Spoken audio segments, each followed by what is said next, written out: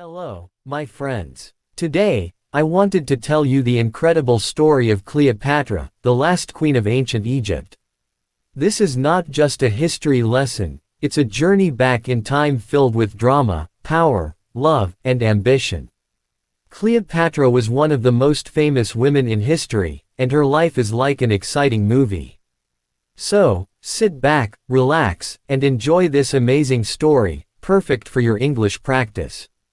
I promise, you will love every moment of it. Chapter 1. Cleopatra's early life. Over 2,000 years ago, in 69 BCE, a baby girl was born in Alexandria, Egypt. This baby's name was Cleopatra VII, and she would grow up to become a queen like no other. But before she ruled, she was just a little girl with big dreams. Cleopatra was born into a royal family called the Ptolemaic dynasty. This family had ruled Egypt for many years, but they were not originally from Egypt, they came from Greece. Cleopatra's ancestor, Ptolemy I, was one of Alexander the Great's generals, and he became the king of Egypt after Alexander's death. So, Cleopatra's family was both Greek and Egyptian.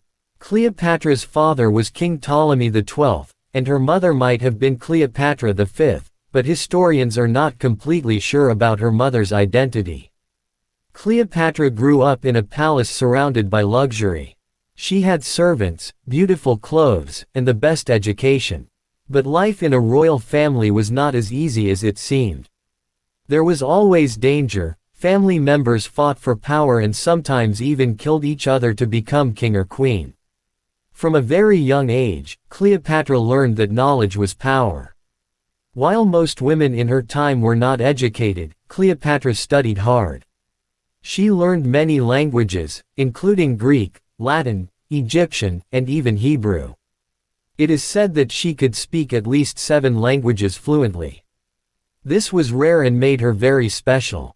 Cleopatra was also curious about everything. She studied science, math, literature, and politics.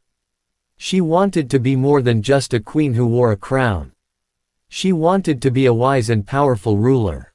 But she had another secret weapon: charm. Cleopatra was not only intelligent, she was also very confident. People said she had a beautiful voice that could capture anyone's heart. But her childhood was not all happy. Her father, King Ptolemy XII, was not a strong ruler. Many people in Egypt did not like him because they thought he was weak and spent too much money. Sometimes, Cleopatra's family had to leave Egypt to stay safe. Cleopatra learned at a young age that being a ruler meant facing many enemies. When Cleopatra was around 14 years old, her life changed forever. Her mother disappeared. Some say she died, while others believe she was killed. Cleopatra's father became very sick, and soon, Cleopatra would have to fight for the throne. She was still a teenager, but she was already preparing to become queen. What made Cleopatra different from other rulers was her deep love for Egypt. Even though she was part of a Greek family, she respected Egyptian traditions. She was the first Ptolemaic ruler to learn the Egyptian language, and she even presented herself as the goddess Isis, a powerful figure in Egyptian mythology. By the time Cleopatra was a young woman, she was ready to rule. But ruling Egypt would not be easy. She had enemies inside and outside her family. She knew she would have to be brave, clever, and strong. And so, the story of Cleopatra's rise to power begins. Chapter 2. Cleopatra becomes queen. Cleopatra was no ordinary young woman. From the moment she was born, her destiny was to rule. But becoming queen was not easy. It was a path full of danger, betrayal, and clever plans. Let me tell you how Cleopatra became the queen of Egypt. When Cleopatra was 18 years old, her father, King Ptolemy XII, passed away. In his will, he declared that Cleopatra would rule Egypt, but not alone. She had to share the throne with her younger brother, Ptolemy XIII, who was only 10 years old. Yes, in ancient Egypt, it was common for siblings to rule together, even if they were very young. But Cleopatra didn't want to share her power. She believed she was more capable and smarter than her brother. She had studied languages, history, and politics, while her brother was just a child with no experience. Cleopatra knew she had to take control if she wanted to protect Egypt and rule it the way it deserved. At first, Cleopatra tried to work with her brother, but soon their advisors started plotting against her. The advisors didn't like the idea of a strong and intelligent woman ruling Egypt. They wanted Ptolemy XIII to have all the power because he was easier to control. Cleopatra's life quickly became very dangerous. She was forced to leave the royal palace and flee to the desert. Imagine this, Cleopatra, the rightful queen, wandering in the hot, dry desert with only a few loyal followers. She had no home, no army, and no throne. But Cleopatra was not the kind of woman who gave up. While she was in exile, Cleopatra began to make a plan. She knew she couldn't take back her throne alone, she needed help, and she had to think fast. Luckily, at this time, a powerful Roman general named Julius Caesar arrived in Egypt. Caesar was one of the most famous and influential men in the world, and Cleopatra saw an opportunity. Cleopatra decided to meet Caesar, but she knew she had to do something dramatic to grab his attention. She couldn't just walk into the palace because her enemies would stop her. So, she came up with a bold and clever idea. One night, Cleopatra had her loyal servant wrap her in a large carpet. Yes, a carpet. Then, the servant carried the carpet into Caesar's quarters as a gift. When the carpet was unrolled, Cleopatra appeared, looking stunning and full of confidence. Imagine Caesar's surprise when this beautiful, intelligent young woman emerged from the carpet. Cleopatra spoke to Caesar with charm and intelligence. She told him about her struggles, her love for Egypt, and her dreams of becoming a great queen. Caesar was impressed. He saw that Cleopatra was not just beautiful, she was also brilliant and ambitious. Caesar agreed to help Cleopatra regain her throne. Together, they planned a way to defeat Ptolemy XIII and his advisors. Cleopatra's enemies didn't stand a chance against the combined forces of Cleopatra and Caesar. After a fierce battle, Ptolemy XIII was defeated, and Cleopatra was restored as the Queen of Egypt. But Cleopatra wasn't just satisfied with regaining her throne. She wanted Egypt to become powerful and respected again. She started working closely with Caesar to strengthen her country. She introduced new policies, improved trade, and even built a strong relationship between Egypt and Rome. Chapter 3: Cleopatra and Julius Caesar. Cleopatra was now the Queen of Egypt, but her life was far from peaceful. She had won her throne back with the help of Julius Caesar, one of the most powerful men in Rome. But their story wasn't just about politics, it was also about love, ambition, and danger. After Cleopatra defeated her brother, Ptolemy XIII, with Caesar's help, she became the most powerful person in Egypt. But she didn't want to just rule Egypt, she wanted to make her country strong and respected across the world. She knew that having Caesar by her side could help her achieve her dreams. Cleopatra and Caesar spent a lot of time together after the battle. Cleopatra admired Caesar's strength, intelligence, and ability to lead armies. Caesar admired Cleopatra's beauty, charm, and clever mind.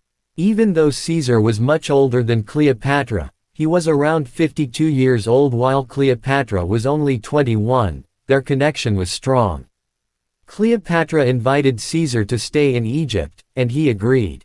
Together, they explored the beautiful city of Alexandria, sailed along the Nile River, and talked about their plans for the future. Cleopatra showed Caesar the rich culture and history of Egypt, and Caesar was impressed. He saw that Egypt was not just a land of deserts and pyramids, it was a powerful and wealthy country with great potential. During this time, Cleopatra became pregnant.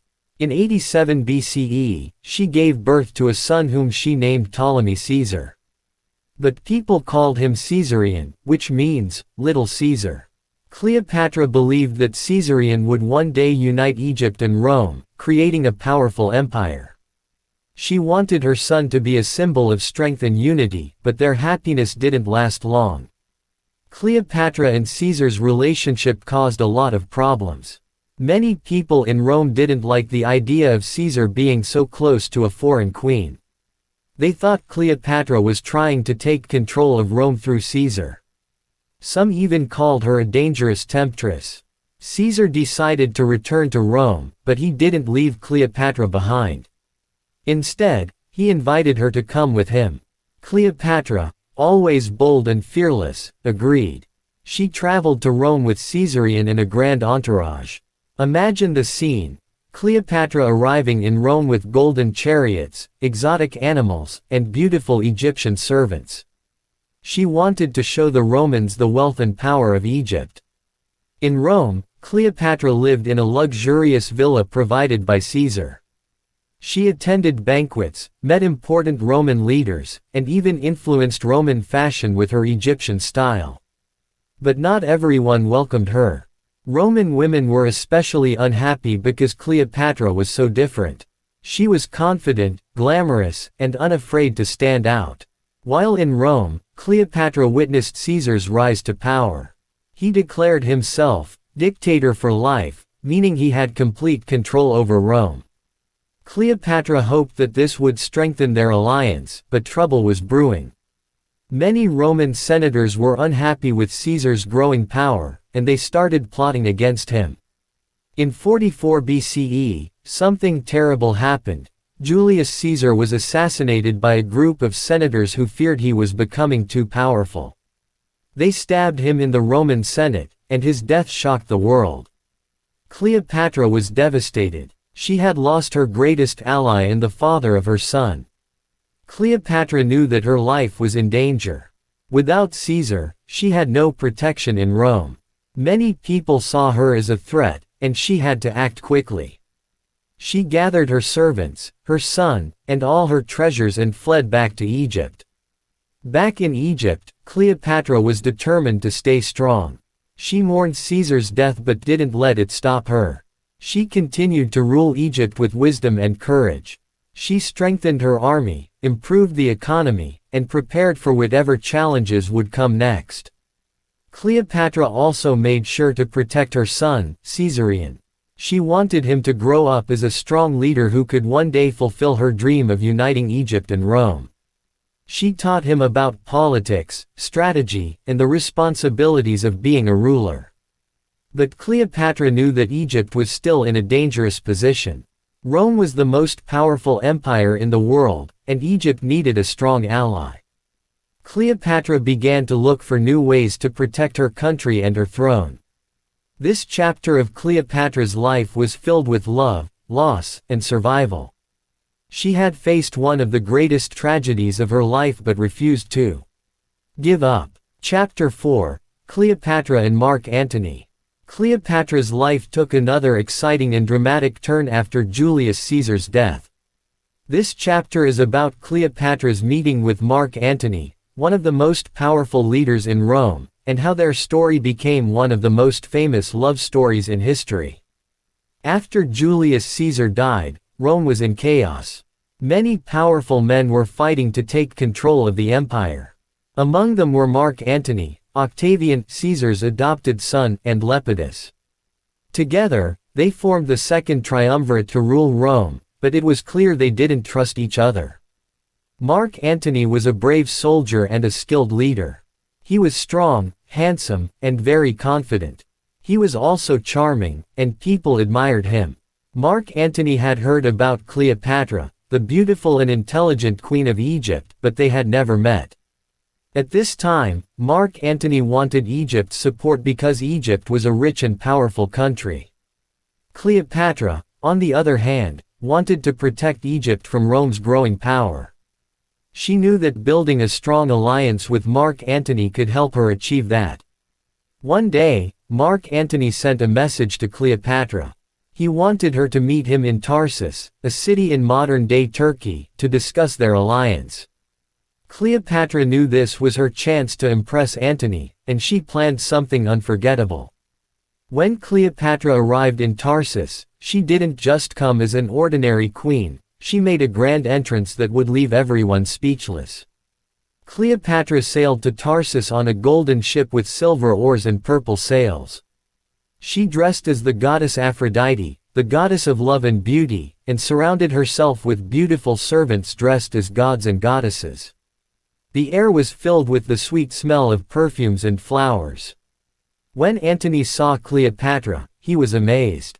He had never seen anyone like her. She was confident, intelligent, and beautiful. Cleopatra spoke to Antony with charm and wit, and he couldn't take his eyes off her. That meeting was the beginning of their powerful and passionate relationship. Cleopatra invited Antony to come to Egypt, and he accepted. In Alexandria, they spent time together enjoying lavish banquets, parties, and games. Cleopatra showed Antony the beauty of Egypt and its rich culture. They laughed, shared stories, and made plans for the future. Antony fell deeply in love with Cleopatra, and she fell in love with him, too. Together, they dreamed of creating a great empire that would rule both Rome and Egypt. Cleopatra believed that with Antony by her side, she could protect Egypt and make it more powerful than ever. But their relationship wasn't just about love, it was also about politics. Antony needed Cleopatra's wealth and resources to support his military campaigns, and Cleopatra needed Antony's power to protect Egypt. They both knew that they were stronger together.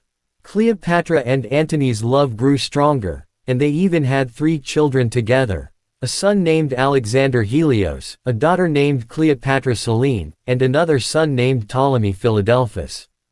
Cleopatra was proud of her family and believed her children would one day rule a great empire. However, not everyone was happy about their relationship. In Rome, Antony's alliance with Cleopatra made many people angry, especially Octavian. Octavian saw Cleopatra as a threat and accused her of trying to take control of Rome. He began spreading rumors that Cleopatra had bewitched Antony with her beauty and charms. Antony's alliance with Cleopatra also caused problems in his personal life. He was already married to Octavian's sister, Octavia, but he chose to stay with Cleopatra instead. This created tension between Antony and Octavian, and their rivalry grew stronger. The tension between Antony and Octavian eventually led to war. Octavian declared Cleopatra and Antony enemies of Rome and sent his army to fight them. Cleopatra and Antony prepared for battle, knowing that everything they had worked for was at stake. Chapter 5: Fall of Cleopatra and Mark Antony. Cleopatra and Mark Antony were ready to fight for their love, their dreams, and their kingdoms. They stood together as a powerful couple, determined to protect everything they had built. But their final chapter was filled with betrayal, heartbreak, and courage, a story that would inspire people for centuries. Octavian, their greatest enemy, was determined to destroy Cleopatra and Antony. He wanted to take control of Egypt and stop Antony from gaining more power. Octavian's army was strong, disciplined, and well prepared for war. Cleopatra and Antony, however, weren't going to give up without a fight. They decided to face Octavian in a great naval battle. This battle, known as the Battle of Actium, took place in 31 BCE near the coast of Greece. Cleopatra brought her fleet of Egyptian ships, and Antony brought his Roman forces. Together, they believed they could win. The day of the battle arrived, and the sea was filled with ships, soldiers, and weapons. Cleopatra and Antony fought bravely, but Octavian's army was too strong. During the battle, something unexpected happened. Cleopatra's ship suddenly turned and sailed away. Many believe that Cleopatra retreated to protect her fleet and herself. But Antony misunderstood her actions. He thought Cleopatra had betrayed him. Feeling heartbroken and confused, Antony's forces began to fall apart. Octavian's army defeated them, and Antony was left devastated. He returned to Egypt to find Cleopatra, desperate for answers. When they met, Cleopatra explained her actions. She told Antony she had not betrayed him, she had only wanted to save their lives. Antony believed her, and their love remained strong. But they knew their enemies were closing in. Octavian's army followed them to Egypt. Cleopatra and Antony tried to defend Alexandria, but they were outnumbered. They realized they couldn't win this war, but they were determined to stay together until the end. Antony fought bravely in one last battle, but his army was defeated. Heartbroken and believing Cleopatra was dead, Antony fell on his sword. As he lay dying, news came that Cleopatra was still alive. His servants carried him to Cleopatra's hiding place, and the two lovers shared their final moments together. Antony died in Cleopatra's arms, leaving her alone to face her enemies. Cleopatra knew that Octavian would soon capture her. She refused to let him parade her through Rome as a prisoner, showing her as a defeated queen. Cleopatra was a woman of pride and dignity. She decided to take control of her fate. In her final moments, Cleopatra dressed in her royal robes and crown. She surrounded herself with treasures and symbols of her reign. According to legend, she arranged for a poisonous snake called an asp to be brought to her. She allowed the snake to bite her, ending her life on her own terms. When Octavian arrived, he found Cleopatra dead, lying peacefully in her royal chamber. He was shocked but also impressed by her courage. Cleopatra's death marked the end of the Egyptian kingdom. Octavian took control of Egypt, and it became part of the Roman Empire. But Cleopatra's story didn't end there. Her life and her love with Antony became legendary. People admired her for her intelligence, bravery, and determination. She was not just a queen, she was a symbol of strength, resilience, and courage. Cleopatra's story teaches us that even in the face of great challenges, we can stand strong and fight for what we believe in. She never gave up on her dreams or her country. She showed the world that women can be powerful leaders, thinkers, and warriors. Her life may have ended in tragedy, but her legacy lives on. Cleopatra reminds us to never give up, to believe in ourselves, and to take control of our destiny. She proved that even in the darkest moments, we can face our challenges with courage and dignity. So, my friends, let Cleopatra's story inspire you to be strong, to dream big, and to never let fear stop you. Her life may have been filled with struggles, but it was also filled with love, hope, and greatness. Be like Cleopatra, bold, fearless, and unforgettable. What did you think of this incredible journey? Isn't Cleopatra's story one of the most inspiring stories in history? Let her life remind you that no matter how hard life gets, you have the power to rise above it.